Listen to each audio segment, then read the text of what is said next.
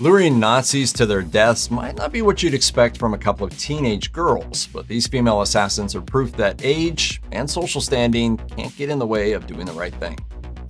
In May 1940, the German war machine stormed into Belgium, the Netherlands, France, and Luxembourg at the same time.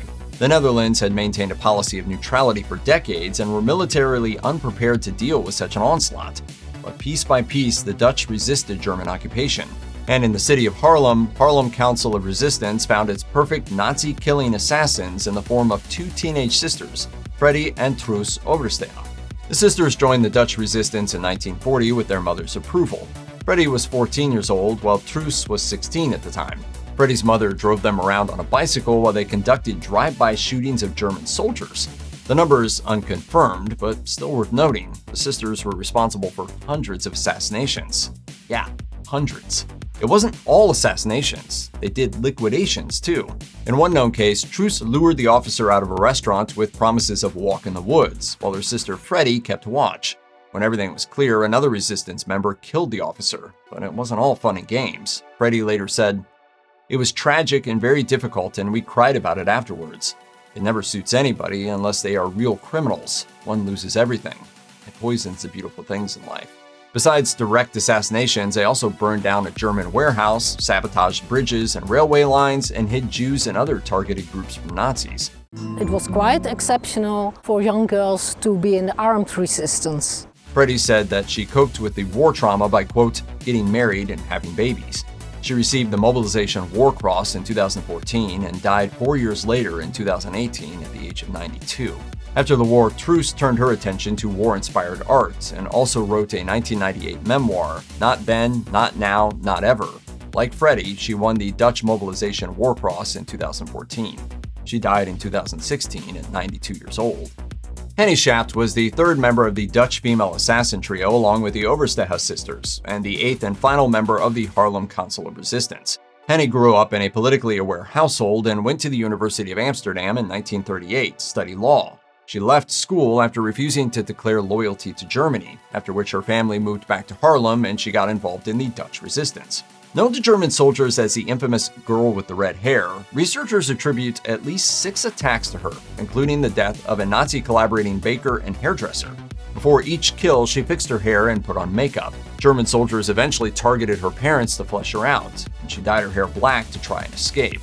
Nevertheless, she was caught, and her body was later found in a mass grave following the liberation of the Netherlands in May of 1945. Hannie has taken on legendary status in the Netherlands. In addition to having 15 streets in the country named after her, she has a memorial in Haarlem and had a movie made about her in 1981, The Girl with the Red Hair.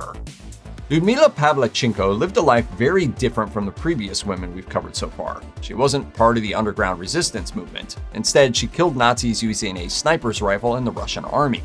Referred to as Lady Death, she easily assassinated more Nazis than anyone on this list, with a combat record of 309 confirmed kills. If not for a shrapnel injury to the face in 1942 that took her out of combat at a mere 25 years old, there's no telling how many more people she could have killed. Let's do a little war math. The Germans invaded the Soviet Union in June 1941. Pavlichenko didn't start her sniper career until August of 1941. She sustained her injury in July of 1942. That's 309 confirmed kills in about 11 months. Lady Death might be the most fitting nickname ever. Believe it or not, she was one of about 2,000 female snipers in the army. Not as rare as you might expect, but she was definitely the most famous. In 1942, she even did a press tour in the US with Eleanor Roosevelt. Pavlichenko died in 1974. Krystyna Skarbek was born to an affluent Polish family in 1908. In September 1939, Skarbek was on vacation with her husband in southern Africa when Germany invaded Poland. The pair instantly headed north, her husband to join the French army and she to MI6. Skarbek was able to get across country borders by playing up her bored countess persona. She'd smuggle cigarettes even though she didn't smoke, just for kicks. She even suggested skiing across Eastern Europe to gather intelligence on German activities.